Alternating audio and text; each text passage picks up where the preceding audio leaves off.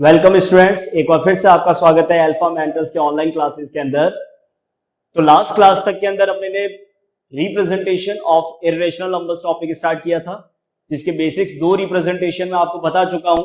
आपने देखा होगा लास्ट वीडियो को, और नहीं देखा है तो एक बार वापस से उस वीडियोस के थ्रू गो थ्रू होइए ताकि आपको वो कंटेंट समझ में आए जो आपको बताया गया था। √2 और √3 इर्रेशनल नंबर्स का नंबर लाइन रिप्रेजेंटेशन अपने लास्ट वीडियो में सीख चुके हैं। तो आज की क्लास से स्टार्ट करते हैं representation of √5 on the number line. फटाफट से अपने हाथ में स्केल, कंपास, पेंसिल, प्रोटेक्टर सब कुछ अरेंज कर लीजिए बेटा। तो स्टार्ट करते हैं क्वेश्चन के साथ। क्वेश्चन क्या है अपना?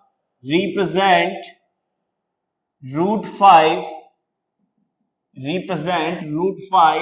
On number line. तो बेसिकली जो स्टेप्स आपको सिखाए गए थे लास्ट क्लास के अंदर, किसी भी इरेशनल नंबर के नंबर लाइन रिप्रेजेंटेशन के लिए आपको ज्योमेट्रिकली क्या अप्रोच यूज करना है? Pythagoras theorem. What is the statement of Pythagoras? h square is equal to b square plus p square. What is the important concept in the representation of irrational number on the number line? We have to select the base value and the perpendicular value so that we can represent √5 on the number line. For example, in Pythagoras, I know that h square is equal to b square plus p square. Now you told me, beta, the value 5 we have to break into the two parts. आपको 5 को ऐसे दो parts में break करना है, जिन दो में से एटलीस्ट एक आपका परफेक्ट स्क्वायर होना चाहिए। समझ में आ रही है बात? आपको 5 को ऐसे दो पार्ट्स में, ऐसे दो नंबर्स में ब्रेक करना है कि उनमें से एक आपका परफेक्ट स्क्वायर होना चाहिए। तो एक वैल्यू परफेक्ट स्क्वायर होने के लिए 5 को मैं 4 + 1 में ब्रेक कर रहा हूं। 5 को मैंने किस में ब्रेक किया? 4 + 1, क्योंकि 4 और 1 में से एटलीस्ट कम से कम एक होना चाहिए परफेक्ट स्क्वायर। तो आप बताइए मेरे को, 4 किसका स्क्वायर होता है? 2 का। 1 किसका स्क्वायर है? 1 का। That means what we have to take the base value? Base value is 2 unit and perpendicular value is 1 unit. Base value आपको 2 यूनिट रखना है और परपेंडिकुलर वैल्यू आपको 1 यूनिट रखना है। 2 square 4, 1 square 1। How much 4 + 1? 5. So what is the value? h square is equal to 5. Eliminate the square and put the root on the other side. So what is the h value? H value is √5. Now start on the number line. First, draw a straight line of any length. At the start, mark 0 at the initial point. We don't require the negative values. Okay, beta? Start from the 0. What I have told you in the last class, that 1 unit on the number line I am taking as a scale of 2 centimeter. 1 unit का value scale पे 2 centimetre लेके represent कर रहे हैं। तो scale लीजिए हाथ में, 0 से स्टार्ट कीजिए। 2 सेंटीमीटर पे 1 मार्क करना है, फिर 2 सेंटीमीटर पे 2 मार्क करना है, फिर 2 सेंटीमीटर पे 3 मार्क करना है। ऐसे जितने नंबर्स आपको रिक्वायर्ड है, आप उतने नंबर्स को नंबर लाइन पे प्लॉट कर लीजिए, ड्रॉ कर लीजिए। Now the base value is the 2. So 2 means 0 to 2. 0 to 2 कितना होगा? 2 यूनिट। तो 0 पॉइंट पे आपने ए मार्क किया, 2 पॉइंट पे आपने बी मार्क किया। कर लिया यहां तक। परपेंडिकुलर वैल्यू कितना चाहिए? 1। परपेंडिकुलर कितना चाहिए? 1। प्रोटेक्टर लीजिए हाथ में, मार्क कीजिए पॉइंट बी पे और 90 डिग्री पे पॉइंट मार्क कीजिए।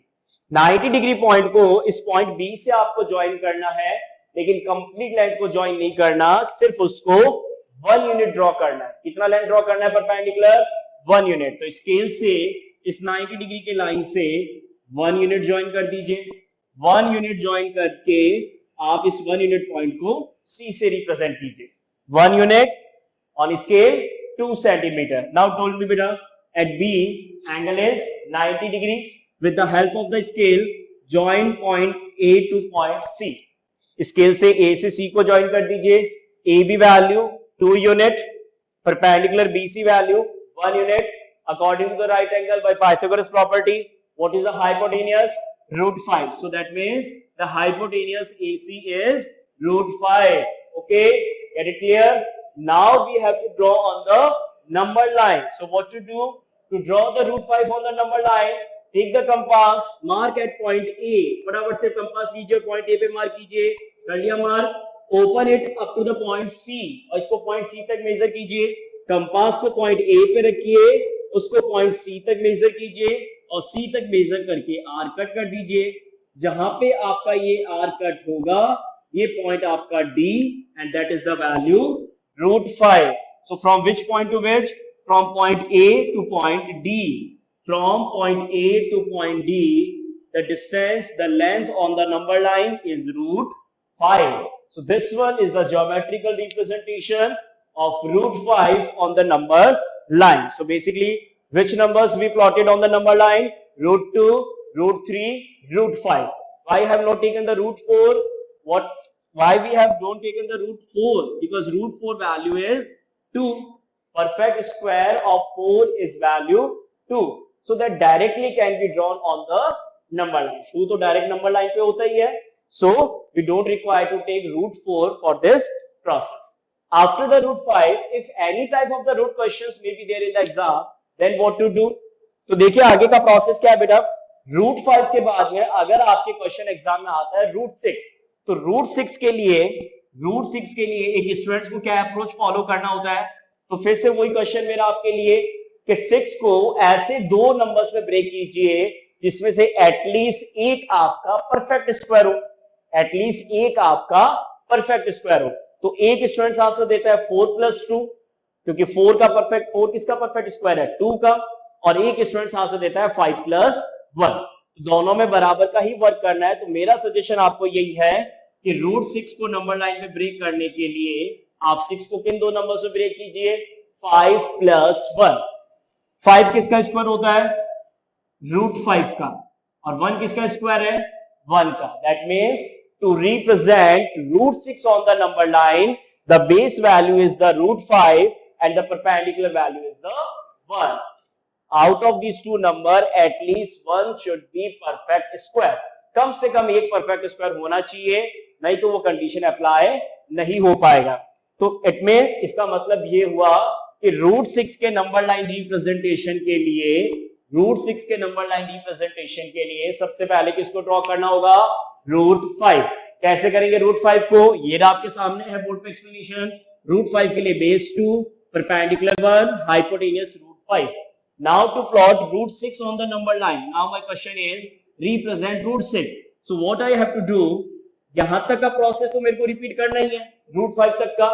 अब √5 बेस पे परपेंडिकुलर 1 लेना है. तो कैसे लेंगे परपेंडिकुलर? प्रोट्रैक्टर लीजिए जल्दी से हाथ में, फटाफट से कीजिए मेरे साथ में. मार्क कीजिए पॉइंट सी पे, और पॉइंट सी पे प्रोट्रैक्टर रख के 90 डिग्री का एंगल पॉइंट मार्क करो. इस 90 डिग्री एंगल पॉइंट को इस पॉइंट सी से ज्वाइन करना है, लेकिन डिस्टेंस कितना रखना है स्केल पे? 1 यूनिट. और 1 यूनिट का मतलब 2 सेंटीमीटर. तो फटाफट से इस 90 डिग्री पॉइंट के साथ 1 यूनिट ड्रॉ कर दीजिए. 1 यूनिट ड्रॉ करके उसको पॉइंट डी से रिप्रेजेंट कीजिए. पॉइंट सी पे एंगल कितना बना? 90. परपेंडिकुलर आपने ड्रॉ किया है प्रोट्रैक्टर से. Now join point A two point D. Scale से अच्छे से पॉइंट ए से पॉइंट डी को जॉइन कर दीजिए. तो √5 और परपेंडिकुलर 1 से फिर से हाइपोटेन्यूस कितना होगा? √6. तो इस डायग्राम में कहां से कहां तक का वैल्यू √6 है? From point A two point D. Yes, point A से पॉइंट डी तक का जो मेजर है वो √6 है. Now to draw it on the number line. अब इसको नंबर लाइन पे ड्रॉ करने के लिए क्या करना है? वही same process. Put the compass at point A and measure it up to the point D.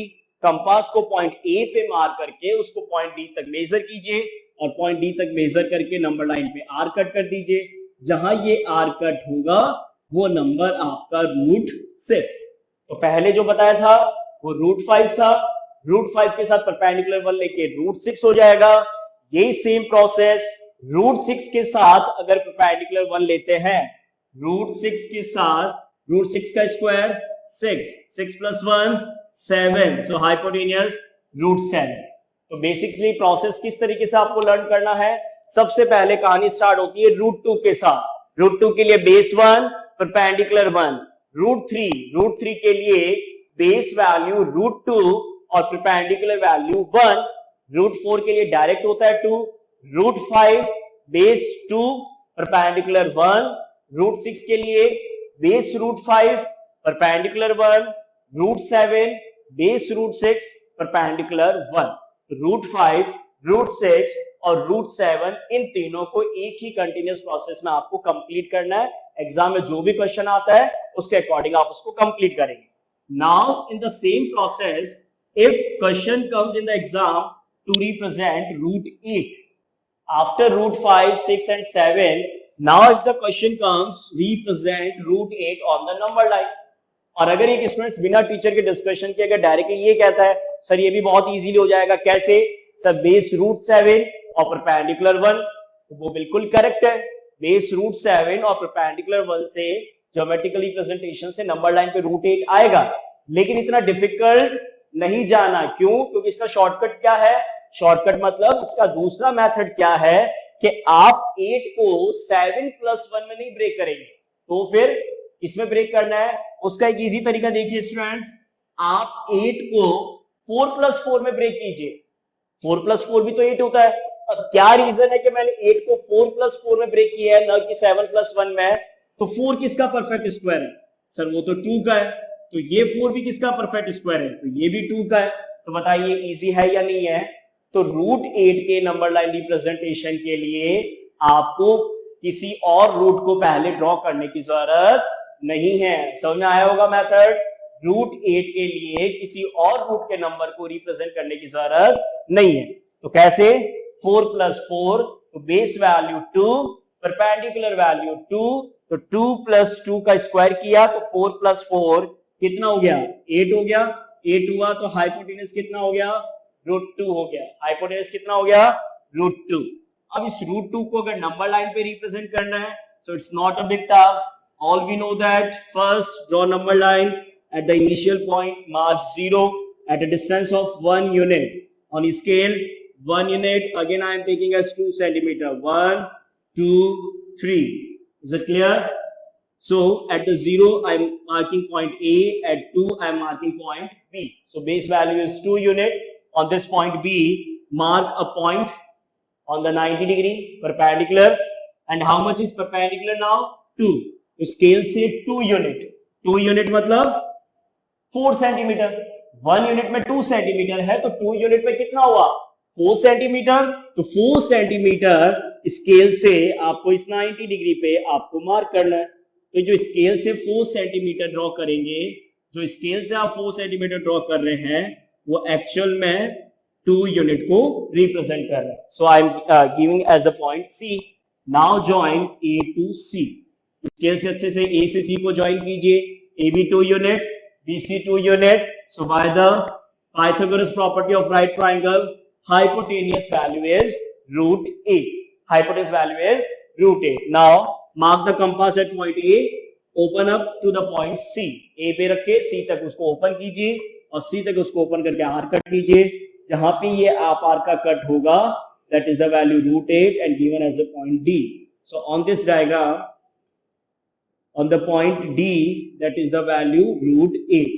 So from point A to point D, point A से point D तक का वैल्यू कितना हुआ students? root 8. So that is the representation of root 8 on the number line. Is it clear?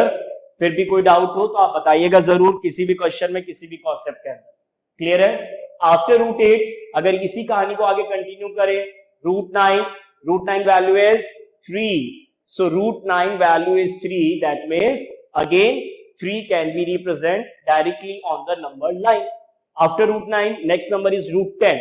तो root 10 के basic process के लिए definitely root 10 को रिप्रेजेंट करने के लिए आप उसको किससे ब्रेक करेंगे? 9 प्लस 1। 10 का किसमें ब्रेक करेंगे? 9 प्लस 1। 9 किसका स्क्वायर होता है? 9 किसका स्क्वायर है? 3 का। और 1 किसका स्क्वायर है? 1 का। So that means to represent root 10 on the number line, take base value as 3 unit and perpendicular value as 1 unit. Follow this process and represent root 10 on the number line. For root 11, root 10 and 1. For root 12, root 11 and 1.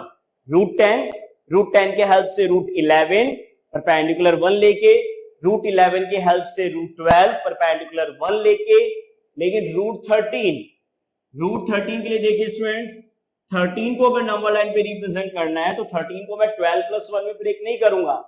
Process तो सही है लेकिन difficulty है बहुत ज्यादा। तो easy क्या रख सकते हैं, 13 के लिए आप 13 को किन दो नंबर्स में ब्रेक कीजिए, 9 प्लस 4। 13 को किन नंबर में ब्रेक करना है, 9 प्लस 4। क्या इजी अप्रोच इसमें, tell me what is which number square is 9, 3 and which number square is 4, 2. So to represent root 13 on number line, to represent root 13 on the number line, what the base value we have to take, base value 3 unit, perpendicular value 2 unit. So this is the process to represent any number on the number line, any number on the number line. Is it clear, students? So in this process you have to attempt the question. One thing which I want to discuss other than the NCERT, basically NCERT में आपका knowledge सिर्फ root 2, root 3, root 5 के ही approach पे based है, उससे कुछ different और interesting points मैंने आपको बताए हैं। एक और स्मॉल एग्जांपल मैं आपके सामने लेता हूं, रिप्रेजेंट रूट 50। एक डायरेक्टली एक हायर नंबर लिया जिससे कि थोड़ा सा कैलकुलेशन को और सोचने में इंटरेस्टिंग लगे, root 50 on the number line. तो रूट 50 के नंबर लाइन रिप्रेजेंटेशन के लिए रूट 50 को फिर से दो नंबर्स में ब्रेक करना है, से यस और नो। अब 50 को दो पार्ट्स में ब्रेक करने के लिए इस तरीके से दो पार्ट्स में ब्रेक करना है कि एटलीस्ट उसमें से एक आपका परफेक्ट स्क्वायर होना चाहिए। दो ऑप्शन है आपके पास में स्टूडेंट्स, या तो 50 को आप 49 प्लस 1 में रिप्रेजेंट करके अपना प्रोसीजर फॉलो कर सकते हैं, एंड द सेकंड चॉइस 50 को 25 प्लस 25 में ब्रेक करके भी कर सकते हैं। 49 प्लस 1 भी 50 होता है और 25 प्लस 25 भी 50 होता है। Both are the correct. Why? 49 is the square of 7 and 1 is the square of 1. Pythagoras follow करना है तो बेस 7 यूनिट, परपेंडिकुलर 1 यूनिट। और अगर कोई इस मेथड से करता है तो base 5, perpendicular 5. So this is the process to represent root 50 on the number line. So these are the some questions based on the representation of an integer, irrational of an integer on the number line, because in our syllabus one more type of the questions also there, which is decimal representation of irrational number. अभी तो जो आपने किया था वो क्या था, integer representation of irrational number। अब जो अपने को प्रोसेस सीखना है वो आपका है decimal representation of irrational number। Decimals का मतलब रूट के अंदर डेसिमल्स में वैल्यूज आते हैं। For example root 3.5 on number line, root 9.3 on number line, root 2.7 on number line. इस टाइप का कोई भी डेसिमल नंबर्स आपके नंबर लाइन रिप्रेजेंटेशंस के लिए क्वेश्चंस आपसे अराइज किया जाता है। तो देखिए स्टूडेंट्स, डेसिमल्स नंबर का नंबर लाइन रिप्रेजेंटेशन अगर आपको करना है तो डायरेक्टली पाइथागोरस के हेल्प से पॉसिबिलिटी नहीं, क्योंकि डायरेक्ट अपने पाइथागोरस से ऐसे दो नंबर से ब्रेक नहीं कर सकते जिनका स्क्वायर्स करके सम करने पर आपको 3.5 मिल जाए, जिनका स्क्वायर्स करके सम करने पर आपको 9.3 मिल जाए। तो डेसिमल्स नंबर्स के लिए पाइथागोरस पॉसिबिलिटीज नहीं हो सकता। तो डेसिमल्स नंबर के नंबर लाइन रिप्रेजेंटेशन के लिए कैसे सीखना है, क्या करना है, किस अप्रोच के साथ करना है, वो अपने नेक्स्ट क्लास में डिस्कस करेंगे, नेक्स्ट लेक्चर में डिस्कस करेंगे। तब तक आप वापस से अच्छे से इन सारे रूट्स के नंबर्स को रिवाइज कीजिए, इनको कॉपी में अच्छे से प्लॉट करके देखिए, and still if you have any doubt or query you can ask on the Telegram group or the registered number that you have to given. तब तक अच्छे से स्टडीज कीजिए। Take care, thank you.